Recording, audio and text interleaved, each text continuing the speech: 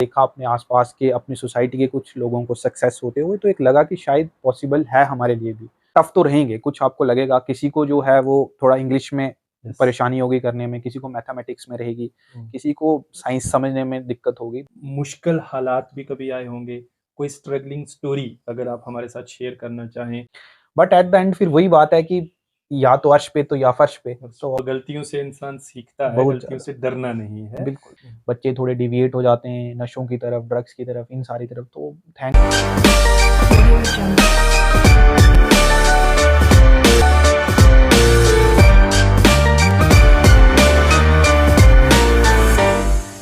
दोस्तों आदाब, आप देख रहे हैं रेडियो संगम 88.8 एफएम के डिजिटल प्लेटफॉर्म्स और मैं हूं आरजे नियाज शाह। इस वक्त मेरे साथ अभिषेक सुदन जी हैं, जिन्होंने हाल ही में जेकेएएस जैसा प्रीशियस एग्ज़ाम क्वालिफाई किया है। आज हम सुदन जी से तफसीलन बातचीत करेंगे, उनसे जानेंगे कि ये मुश्किल सफ़र किस तरह से आसान हुआ और जब वो मंजिल पर पहुंचे तो उन्हें कैसा महसूस हुआ। तो अभिषेक सुदन जी, रेडियो संगम को टाइम देने के लिए आपका बहुत बहुत शुक्रिया। धन्यवाद Niyaz ji, very, very thankful to you. Thank you sir. तो सबसे पहले तो मैं चाहूँगा सर कि आप हमारे जो नाज़रीन हैं उनको थोड़ी-सी अपनी इंट्रोडक्शन दें, अपना तारुफ़ करवा दें, तो मुझे लगता है ये बेहतर रहेगा। नियाज़ भाई, मेरा नाम अभिषेक सूदन है। जी। मैं राजौरी ज़िले के गाँव फायरिंग लाइन, जो कि सुंदरबनी तहसील के अंदर आता है, वहाँ का रहने वाला हूँ। मेरे जो माता-पिता हैं, उसमें मेरे पिताजी जो हैं रिटायर्ड हैं एजुकेशन डिपार्टमेंट से, और मेरे माता जो हैं वो होममेकर का काम करते हैं। इसके अलावा मेरी जो एजुकेशन है, वो मेरी बेसिक एजुकेशन जो है वो सुंदरबनी से ही रही। मैंने अपनी सेकेंडरी एजुकेशन जो है government boys higher secondary school Sundarbani से की। उसके बाद जो है मैं अपनी ग्रेजुएशन के लिए जम्मू चला गया, जो कि मैंने साइंस कॉलेज से कंप्लीट करी। ओके। तो जो मेरी अपनी ये जो सिविल सर्विसेज़ की जर्नी है, ये मैंने अराउंड 2020 एंड 2021 जो है स्टार्ट की, and this was my 4th attempt जो ओके। है जिसमें मुझे ये सक्सेस मिली। ये मेरा 4th अटेम्प्ट था सर इसमें। अच्छा अभिषेक जी, आपके वालिद साहब एजुकेशन डिपार्टमेंट में रहे हैं। ये केएएस की तरफ राग़िब होना और इस मुश्किल एग्ज़ाम के पीछे पड़ना, क्या कोई ख़ास वजह थी या रैंडमली आपने सोच लिया कि केएएस बनना है?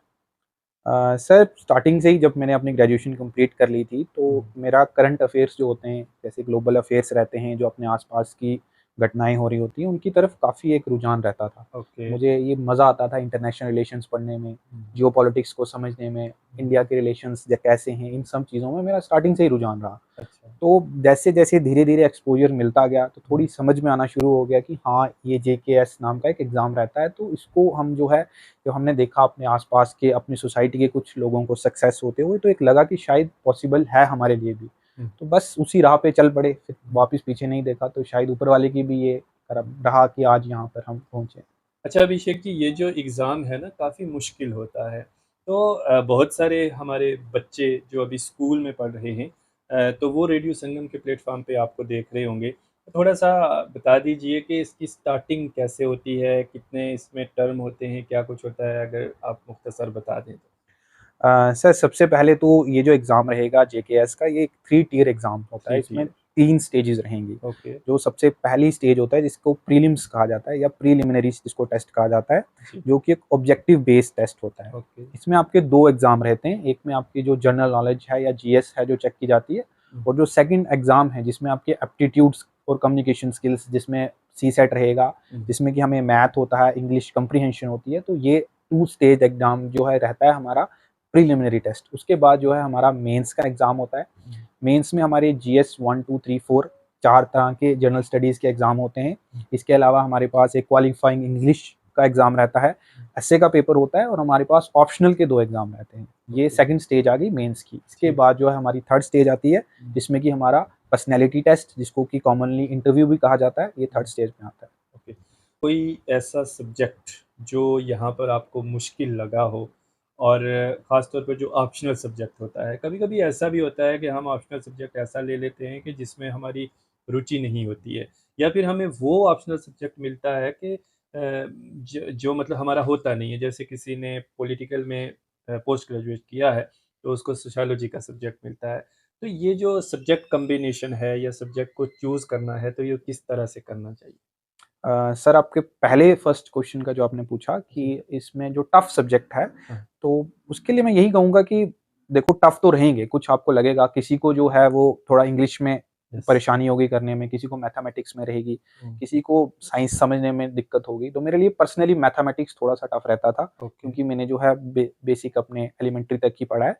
तो बट इसलिए जैसे कि कहा जाता है कि with the practice, practice makes the man perfect. तो आप धीरे-धीरे उसमें प्रैक्टिस रखिए, जो चीज़ आपको डराती है उस पे ज़्यादा काम करिए, जो जिससे आपको लगता है कि मैं इसमें कमज़ोर हूँ, तो उसमें आप जितना ज़्यादा प्रैक्टिस करेंगे तो आपको सक्सेस मिलेगी। और जैसे कि आपने जो अपना सेकंड क्वेश्चन कहा रिगार्डिंग द ऑप्शनल्स, ऑप्शनल। तो मेरा जो खुद का मेरा जो मास्टर्स सब्जेक्ट है वो पॉलिटिकल साइंस में है। ओके। तो I am net set JRF in political science. वाह। तो जो मैंने फर्स्ट अपना जो अटेम्प्ट दिया था वो पीएसआईआर ऑप्शनल के साथ दिया था। तो हमें पॉलिटिकल साइंस में हमें एक सेमेस्टर में जो है पब्लिक एडमिनिस्ट्रेशन भी पढ़ाया जाता है। ओके। तो जब मैंने प्रिपरेशन स्टार्ट की अपनी, तो वो एक रुझान होता था कि मैक्सिमम बच्चे बोलते थे कि पॉलिटिकल साइंस से आपको सिलेक्शन मिलेगी, काफ़ी सारे बच्चे हैं। तब ट्रेंड भी ऐसे देखने को भी मिलते थे कि हाँ, पीएसआईआर ऑप्शनल वाले काफ़ी ज़्यादा सेलेक्ट होते हैं। बट एक इंटरेस्ट जो था ना अपना, वो टिल्ट था किसकी तरफ, पब्लिक एडमिनिस्ट्रेशन की तरफ।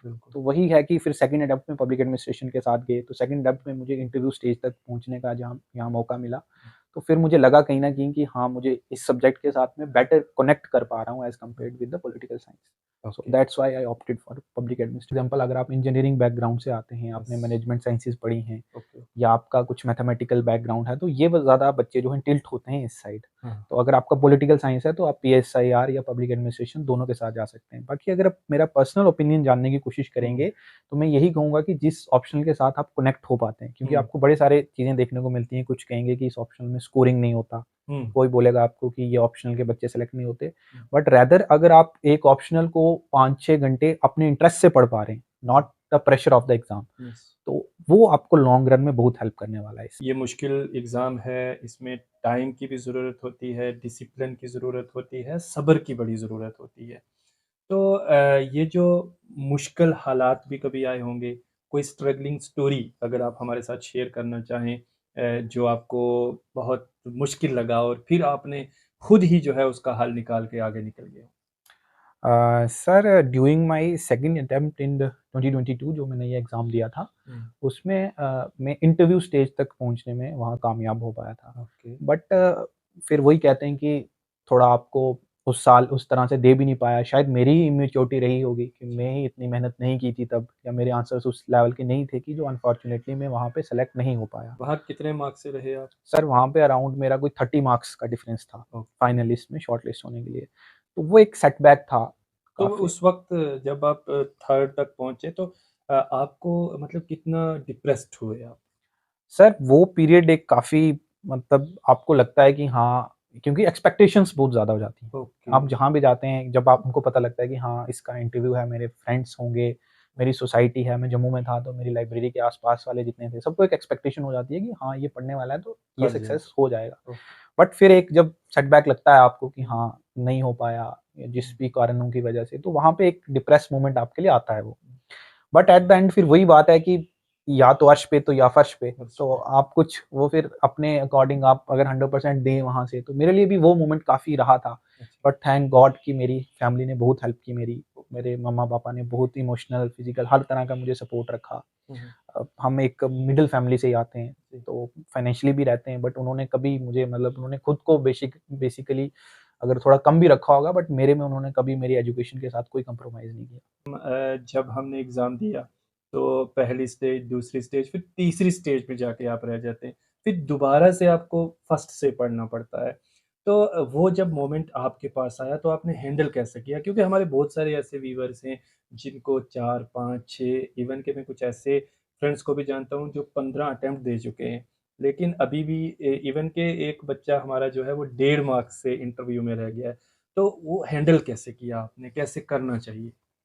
सर हैंडलिंग का यही रहता है कि आप उसको दोनों तरीके से ले सकते हो। हुँ। अगर आप नेगेटिवली लोगे तो फिर आप सोचोगे कि हाँ यार, मेरे साथ किस्मत ही नहीं है। ओके। बट अगर आप पॉजिटिवली सोचोगे कि मैं यहाँ तक अगर पहुँचा हूँ, इतने कम स्कोर से रह रहा हूँ, तो कुछ अगर मैं कुछ थोड़े एफर्ट्स और डाल लूँ, कुछ कहीं अपनी बेटर करने की कोशिश करूँ, क्योंकि यहाँ पे एग्ज़ाम के 1 डेढ़ महीने के बाद आपको अपना स्कोर कार्ड देखने का चांस मिल जाता है। तो आप हाँ। देख सकते हैं कि मेंस में मेरे कौन से सब्जेक्ट में मार्क्स कम रहे, ओके। मेरे ऑप्शनल से कम हुए, या मेरे को इंटरव्यू में कम मिले, तो ये सब चीज़ें आप देख सकते हो वहाँ पे। तो उस पे आप अपना काम करिए, आप ये थैंकफुल रहिए गॉड को कि अगर मैं यहाँ तक पहुँचा हूँ तो let's try one more time. अपना 100% दीजिए, जो आपको लगता है कि मैंने इतनी मेहनत की है तो क्यों उसको वेस्ट करना। मेरे लिए भी यही रहता था कि अगर यहाँ तक पहुँचा हूँ तो let's try one more time and एक बार अपना 100% वापस देके देखते हैं, जी। बाकी जो ऊपर वाले को मंज़ूर होगा। ओके, तो गलतियों से इंसान सीखता है, बहुत गलतियों ज़्यादा, से डरना नहीं है। बिल्कुल। तो अभिषेक जी, अब हमारी सोसाइटी में जो है ना, कहीं न कहीं हमें ज़रूरत होती है कम्युनिटी सपोर्ट की भी। जैसे पेरेंट्स सपोर्ट के बारे में तो आपने कहा, कम्युनिटी और हम आपकी जो फ्रेंड सर्कल है, उसकी सपोर्ट क्या कुछ इम्पोर्टेंट होती है? और अगर होती है तो आपको कैसे सपोर्ट किया उन्होंने? बिल्कुल सर, कम्युनिटी सपोर्ट एंड जो फैमिली होती है, जो सोसाइटी होती है, इमीडिएट सोसाइटी आपकी, वो आपकी प्रिपरेशन में बहुत इम्पैक्ट डालती हैं। अच्छा। तो मेरे लिए काफ़ी अच्छा रहा कि एक पॉजिटिव सोसाइटी में मैं था। जम्मू में भी था तो एक काफ़ी अच्छे फ्रेंड्स थे जहाँ मैं रहता था, काफ़ी एक वेल एजुकेटेड सोसाइटी थी वो। तो वहाँ पे आपको कभी वो नहीं रहता है, क्योंकि आजकल आपको पता है तरह-तरह के काम होते हैं।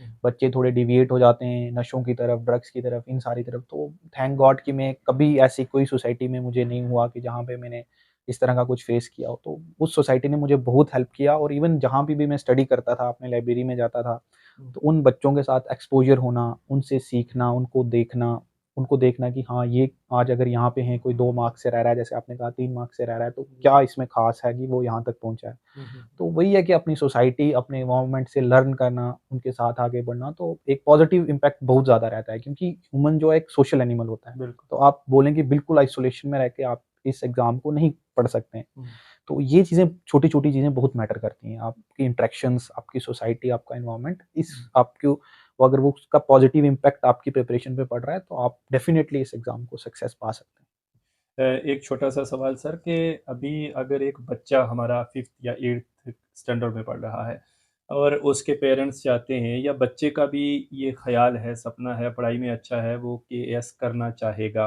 तो अभी से हम उसको किस तरह से लेकर चल सकते हैं ताकि वो आपकी तरह कल क्वालीफ़ाई कर जाए? अ, सर मैं इसमें पर्सनल व्यूज़ जो हैं थोड़ा डिफ़र कर सकते हैं। मेरा हुँ, ये पर्सनली मानना है कि बच्चों पे इतनी टेंडर एज पे इतना बड़ा बर्डन डालना अच्छा नहीं है। ओके। क्योंकि आज आप देखते हैं कि लाइफ़ स्पैन काफ़ी हुँ, कम हो चुका है, बच्चे काफ़ी सारे डिप्रेशन की तरफ जा रहे हैं, हुँ, उनको एंग्ज़ायटीज़ हो रही हैं, अलग-अलग परेशानियों से जूझ रहे हैं, मेडिकेशंस पे भी आ जाते हैं। तो एक एक इतनी छोटी एज के बच्चे को डायरेक्ट इतना बड़ा प्रेशर डालना अच्छी बात नहीं है। हुँ, लेट हिम और हर डिसाइड बाय हिमसेल्फ और हरसेल्फ कि क्या चूज़ करना हुँ, है। एक आप उसको अच्छी डायरेक्शन दे दीजिए। हुँ, जैसे मैं अपनी फैमिली की बात करूँगा, तो 5th, 6th, 7th स्टैंडर्ड तक अगर आपने जैसे जो एज मेंशन करी, जी, उस एज में मेरे घर पे न्यूज़पेपर आता था। ओके, तो I was very fond of reading newspaper. तो वॉव! मुझे लगता है कि हिंदी में आता था डेफ़िनेटली, हुँ, बट जो नॉलेज आप वहाँ से लेते थे, हाँ, आपने जो आप आज वर्ल्ड में देखते हैं, वो सब चीज़ें जो आप फर्स्ट टाइम जो उस आपका कहते हैं बच्चे का ब्रेन बहुत एक्टिव होता है, हाँ, तो जो बिल्कुल। आप रिकॉल कर पाते हैं वो चीज़ें, तो एक उस तरह का ही हम ढल चुके थे उस एनवायरनमेंट में कि हुँ, हाँ, फिर खुद में जब धीरे-धीरे समझ आ जाती है, तो मेरा ये मानना है कि आप ग्रेजुएशन तक थोड़ा एक आप पॉज़िटिव एक वे जो है आप बच्चे को दिखलाइए, हुँ, बट आप ये मत करिए ज़्यादा ही बहुत कि आपने अपने एस्पिरेशंस डाल दिए उसपे कि आपने ये करना ही करना है या किसी भी हालत में करना है, तो हुँ, वो भी आप एक गलत वे है जी। मेरे अकॉर्डिंग। ओके। तो ये बहुत अच्छा सुझाव जो है वो अभिषेक सर ने दिया है कि बच्चे को स्ट्रेस बच्चे पर नहीं डालना है, बल्कि आपने उसको एक अच्छा एटमॉस्फेयर देना है। जैसे अभिषेक भाई अखबार पढ़ते थे बचपन में, तो आप अपने बच्चे को कोई अच्छी सी जनरल नॉलेज की बुक दे दीजिए, या अपने घर में कुछ ऐसा माहौल रखिए कि जिससे वो कनेक्टेड रहे सोसाइटी से, नॉलेज से, और उसका एटमॉस्फेयर ऐसा बना दीजिए, और फिर आहिस्ता-आहिस्ता वो भी जो है वो बड़े एग्ज़ाम भी क्वालीफ़ाई कर पाएगा। अच्छा अभिषेक भाई, अभी ना जो डिजिटल दौर है, किताबों से हमारा जो है ना अभी मतलब दूर होती जा रही है हमारी यूथ, और स्पेशली न्यू जनरेशन। तो आपके इस सफ़र में किताबें कितनी मददगार साबित रहीं? और अगर आपने किताबों से नहीं पढ़ा तो डिजिटल जो हमारे पास जो रिसोर्सेज़ हैं, तो वो कितने फ़ायदेमंद रहते हैं? अगर दोनों को हम कंपेयर करें, तो इन शॉर्ट क्या आंसर रहेगा? सर इन इसमें एक मिडल पाथ अप्रोच जो है ना, वो हुँ, सबसे बेस्ट रहेगी, जिसको मध्यम मार्ग कहा जाता है, हाँ, कि आप दोनों को रिस्पेक्टिव बेनिफिट्स उठाइए, मतलब ओके, बुक्स के भी एज़ वेल एज़ इंटरनेट के भी। वाह!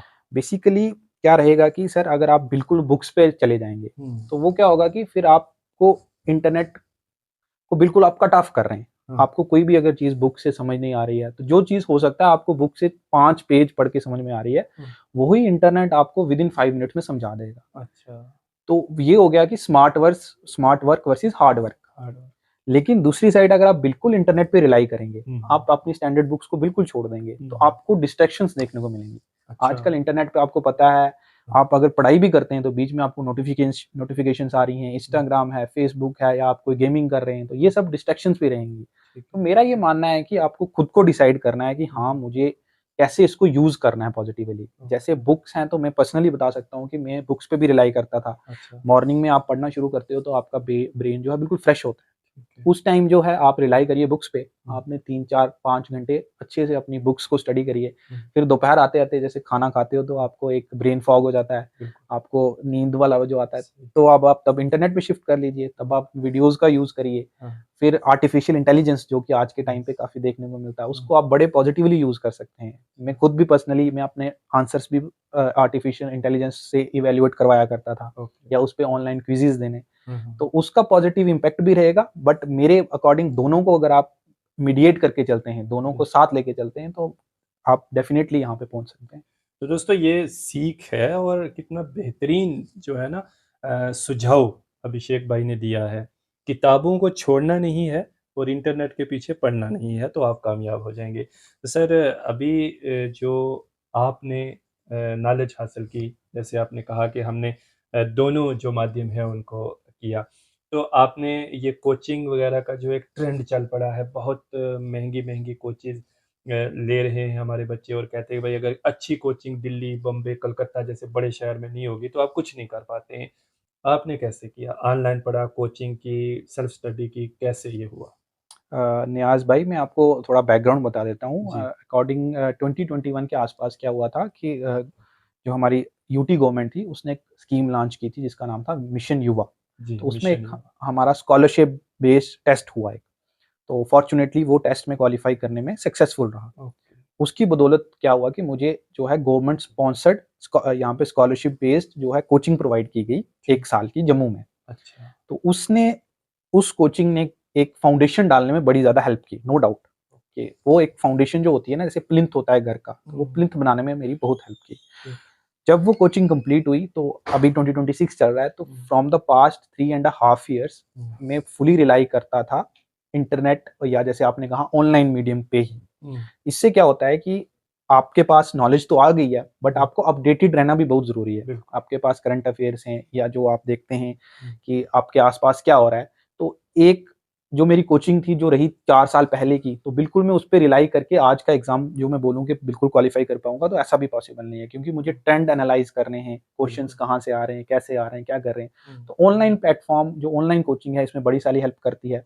आज आप देखते हैं कि कोई भी आपको न्यूज़पेपर पढ़ना हो, तो वो आपको ईज़िली अवेलेबल हो जाता है, चाहे द हिंदू है, चाहे द एक्सप्रेस है। तो आप कहीं से भी उसको ऑनलाइन ई-पेपर के थ्रू पढ़ सकते हैं। उसके बाद अगर आप प्रीलिम्स की तैयारी करते हैं, तो ऑनलाइन वेरियस चैनल्स हैं वहाँ पे, मेंस ओरिएंटेड या इंटरव्यू के लिए भी जो हैं, आपको सारी गाइडेंस जो है ऑनलाइन भी मिल सकती है। तो मेरा पर्सनली ये मानना है कि आप रेदर कि दिल्ली में जाएँ, वहाँ पे अगर आप अफ़ोर्ड नहीं कर सकते हैं, आपको पता है कि वहाँ 6 बाई 6 के छोटे-छोटे कमरों में आपको 15-15, 20-20 हज़ार चार्ज किया जाता है। तो वहाँ पे एटमॉस्फेयर एनवायरनमेंट भी रहने के लिए अच्छा नहीं है। तो आप अपने घर पे रह के आप ज़्यादा से ज़्यादा एक 500, 700, 800 की एक लाइब्रेरी में जाइए, वहाँ अपनी सेल्फ स्टडी करिए, ऑनलाइन मीडियम का अच्छा यूज़ करिए, तो आप डेफ़िनिटली इसको क्रैक कर सकते हैं। अच्छा, कोई कोर्स, कोई किताब या कोई चैनल आप सजेस्ट करना चाहेंगे? सर, बेसिक बुक्स में की मैं बात करूँगा तो एनसीईआरटीज़ बहुत हेल्प करती हैं। 8 अच्छा। टू 12th जो ओल्ड या न्यू एनसीईआरटीज़ हैं, या तमिलनाडु की जो स्टेट बोर्ड की बुक्स हैं, दे आर वेरी गुड, अगर आप उन पे कर सकते हैं, अगर आपके पास टाइम है। इसके अलावा आप सब्जेक्ट बेस्ड की बात करेंगे तो मैं पर्सनली यहाँ पे जीएस 1 के लिए मैं अपने स्टडी मटेरियल जो था क्लासरूम का, उस पे काफ़ी रिलाई करता था। मेरे अपने नोट्स थे। स्पेक्ट्रम आती है हिस्ट्री के लिए, उससे मैंने अपने शॉर्ट नोट्स बनाए हुए थे। फिर उन शॉर्ट नोट्स के भी आगे शॉर्ट नोट्स बनाए थे, एग्ज़ाम के टाइम बिल्कुल क्रिस्प रहें, ताकि आप जो है उसको एक बार माइंड में आपके पूरा मैप क्रिएट हो सके, ताकि आप एग्ज़ाम में ना भूलो। क्योंकि लास्ट में होता है फोमो, होता है फियर ऑफ मिसिंग आउट, कि आप सोचते हो कि ये भी पढ़ लूँ, वो भी पढ़ लूँ, वो भी पढ़ लूँ, तो उसको वो बड़ा हेल्प हो जाएगी। इसके अलावा करंट अफेयर्स के लिए न्यूज़पेपर्स रहते हैं, वो तो है। पॉलिटी के लिए हमारे पास लक्ष्मीकांत की बेसिक बुक आती है, वो आपने स्टडी करनी होती है। जीएस 3 के लिए मैं ऑनलाइन पूरा ऑनलाइन मीडियम पे रहा। मैंने सारथी आईएएस एक कोचिंग इंस्टीट्यूट है जो उनका ऑनलाइन कोर्स आता है, उसी से मैंने वो पूरा कवर किया। और जीएस 4 भी मैंने जो है सारथी आईएएस के कोर्स से ही किया था। तो इस तरह से मेरा रहा। ऑप्शनल के लिए मैंने अपना पब्लिक एडमिनिस्ट्रेशन में लुकमान आईएएस और अंसारी सर के जो रहते हैं, और सिनर्जी आईएएस जो आशुतोष सर का, इन दोनों के वीडियोज़ एज़ वेल एज़ इनके लेक्चर्स जो प्रिंट नोट्स आते थे, उनको स्टडी करके यहाँ पे अच्छा अभिषेक सक्सेस जी, मिली। एक मुख्तसर सा क्वेश्चन कि आप कितना टाइम पढ़ते थे और सोते भी थे या बिल्कुल जागते ही रहते थे? सर, मैं पर्सनली इसमें डिफ़र कर सकते हैं व्यूज़, बट आई थिंक कि ऑन एवरेज अगर आप लेके चलेंगे तो 6 से 7 हॉर्स अगर आप फुली डेडिकेटेडली दे रहे हैं तो वो इनफ रहते हैं। अच्छा, बाकी ये रहता है कि 6-7 हॉर्स का मतलब है फिर आपको डेली देने ही देने वो। ओके। जैसे सपोज़ मैंने आज 8 घंटे, आज मेरे पास फ्री टाइम था तो मैं 8 से 9 घंटे पढ़ लिया। हुँ, तो हो सकता है कल कोई छोटी घर की परेशानी आ जाए, कोई आपको फंक्शन अटेंड करना आ जाए, तो कल अगर आप 4 घंटे भी पढ़ रहे हैं तो इट्स इनफ। बट ओके, आपको जो कंटिन्यूटी नहीं ब्रेक करनी है। अच्छा, ठीक आपको है। डेली जो है करते रहना है, तो आई सपोज़ कि 6-7 हॉर्स ऑन एवरेज आप डेली पे कर लें। हुँ, अगर आप इतना दे रहे हैं डेडिकेटेडली, हुँ, 6-7 हॉर्स में ये नहीं है कि फिर आपने बुक खोल के बैठे हुए हैं और आप घड़ी साथ में रखी हुई है और हुँ, दिमाग आपका कहीं और घूम रहा है। तो वो अच्छा, फिर फुल डेडिकेशन, फुल अटेंशन के साथ आपको वो देने हैं। जी, तो अगर आप दे सकते हैं तो it's well and good time for cracking this exam. जी। अच्छा एक सेकंड लास्ट क्वेश्चन और उसके बाद आपका पैगाम कि आप अभिषेक सुदन जो है वो जेकेएएस की ये जो एग्ज़ाम क्वालीफाई करने के बाद एडमिनिस्ट्रेशन की चेयर पे बैठेंगे, तो कोई ऐसी ख़ास चीज़ जो सबसे पहले जहाँ आप अपॉइंटेड हों और आप वहाँ सोसाइटी में करना चाहें, कोई ऐसा मैप, कोई ऐसी इमेजिनेशन आपके दिमाग में है या कभी आपने कुछ देखा हो कि यार ये जो चीज़ है समाज में ये करनी चाहिए? सर, ये डिपेंड करता है कि कौन-सी आगे हमें जो है कैडर एलोकेट किया जाता है, जिसमें ओके, एडमिनिस्ट्रेशन, पुलिस और अकाउंट जो है तीनों रहेंगे। अगर मैं जनरली बात करूँ तो हम आज के टाइम पे कभी तहसील्स में जाते हैं, तो हुँ, आपको पता होगा कि वहाँ का एक्सपीरियंस किसी का भी अच्छा नहीं रहता, ओके, क्योंकि आपको देखने को मिलता है लंबी-लंबी लाइन्स बनी होंगी। हाँ, तो एक तहसील्स को में जो ऑफिसेज़ होते हैं, उनको एक चैम्बर बना दिया जाता है जी, कि एक क्लोज़ सिस्टम है, हुँ, आप बाहर जाएँगे, फिर आपसे पूछा जाएगा कि आपने क्यों जाना है? हुँ, फिर आप बताएँगे, कई कभी-कभार आपको अलो किया जाएगा और कभी-कभार अलो नहीं भी किया जाएगा। जी, तो मेरा ये पर्सनल है कि अगर हम यहाँ पे हैं, तो हमें पब्लिक सर्वेंट कहा जाता है। तो ओके, हमें वो पब्लिक सर्विस का अपने अंदर नेचर लाना पड़ेगा। तो जी, पब्लिक सर्विस में सबसे पहले यही है कि जो भी हमारे नागरिक हैं, जो भी आम हमारी जनता है, उनकी परेशानियों को सुनना, हुँ, ग्राउंड पे जाके काम करना, अपने ऑफ़िस को खुला रखना, कभी भी कोई आ रहा है, कोई दूर-दराज एरिया से अगर कोई 3-4 घंटे लाइन में खड़ा है, तो उसको सुनना, ये नहीं कि मैं हुँ, अपने कार्य की वजह से वहाँ से उठ के चले जाऊँ। तो सही, सबको टाइम देना, इस तरीके से एक ऑनेस्ट वे में जो है अपनी लाइफ़ को आगे जीना। जी। तो अभिषेक जी आपसे बात करके बहुत अच्छा लगा। आखिर में कम्युनिटी रेडियो स्टेशंस की बात करते हैं, जैसे रेडियो संगम 88.8 एफ़एम के प्लेटफ़ॉर्म पे हम अभी बैठे हैं। तो ये जो कम्युनिटी रेडियो स्टेशंस हैं, जैसे अभी हम डिजिटल रेडियो हो चुका है और साथ ही साथ जैसे एक पुराने तरीके से रेडियो चल रहा है, वैसे तो चल ही रहा है। तो ये सोसाइटी में अवेयरनेस फैलाने के लिए और बेहतर कार्य करने के लिए आपके हिसाब से कितने कारगर साबित हो सकते हैं? डेफ़िनेटली सर, कम्युनिटी रेडियोज़ मेरे हिसाब से काफ़ी हेल्पफुल हो सकते हैं। हुँ, एक जो है फर्स्ट लेवल पे अपने बिल्कुल ग्राउंड लेवल पे इन्फॉर्मेशन स्प्रेड करने का एक बहुत अच्छा ज़रिया है ये कम्युनिटी रेडियोज़। हुँ, क्योंकि आपको पता है कि आज दूसरे जो हैं मीडिया, हर एक बंदा अफ़ोर्ड नहीं कर सकता। हो सकता है किसी के पास मोबाइल ना हो सकता है जी, कि न्यूज़पेपर ना आए, बट एक रेडियो एक बहुत चीप वे है बिल्कुल। लोगों से कनेक्ट करने के लिए। हुँ, तो बिल्कुल ग्राउंड पे आम अपनी जनता के बीच में कोई भी आपको इन्फॉर्मेशन स्प्रेड करनी है, कोई भी गवर्नमेंट की नई स्कीम को एडवर्टाइज़ करना है, या लोगों को जागरूक करना है किसी मसले को लेकर, तो ये कम्युनिटी रेडियोज़ एक बहुत अच्छा वे हो सकता है। अदर देन दैट रेडियो ऐसे भी बहुत हेल्प करता है। मैं हुँ, पर्सनली भी आकाशवाणी कभी-कभार अगर मेरे पास टाइम होता था, हुँ, तो आजकल वो व्हाट्सएप पे ही आ जाता है, आपको पता है, बिल्कुल, तो आप उसको जो है एक हेडलाइन्स 10-15 मिनट में आप उसको गैदर कर सकते हैं। तो रेडियो का नो डाउट एक काफ़ी यूज़फुल रोल रहता है इस पूरी जर्नी में। ओके। तो आखिर में सर आपका पैगाम उन नौजवानों के लिए कि जो आपने जो सफ़र तय कर लिया है उस पर चल रहे हैं और बाकी भी जो हमारे व्यूअर्स आपको देख रहे हैं या हमारे लिसनर्स सुन रहे हैं, तो उनके लिए एक जनरल मैसेज जो है वो क्या रहेगा कम्युनिटी के लिए? सर, जनरल मैसेज जो बहुत बेसिक ही रहेगा। जी। मैं खुद भी थोड़ा रिलीजन से कनेक्टेड हूँ, तो हमारी श्रीमद् भागवत गीता में कहा जाता है कि कर्म करिए, फल की चिंता मत करिए। ओह! वाह, वाह! तो आप अपने काम में अपने रहिए, अपने काम को ही अपना धर्म मान लीजिए थोड़ी देर, तो हुँ, उसमें पूरी फुल डेडिकेशन के साथ लग जाइए। बाकी नो डाउट कि जो काम करता है, जो मेहनत करता है, तो एक ना एक दिन आपको फल उसका ज़रूर मिलेगा। जी। तो ये थे अभिषेक सुदन जी, जो हाल ही में जेकेएएस जैसा प्रीशियस एग्ज़ाम क्वालीफ़ाई कर चुके हैं। आज हमने इनसे डिटेल वाइज़ बात की। मुझे उम्मीद है कि आपको हमारा ये पॉडकास्ट ज़रूर पसंद आया होगा, इससे आपको नॉलेज मिली होगी। तो अब अपने दोस्त आरजे नियाज़ को किसी अगले प्रोग्राम तक के लिए इजाज़त दीजिए। आप इस वीडियो को शेयर कर दीजिए और जिस भी प्लेटफ़ॉर्म पे आप देख रहे हैं उसे सब्सक्राइब या फ़ॉलो ज़रूर कर लीजिए।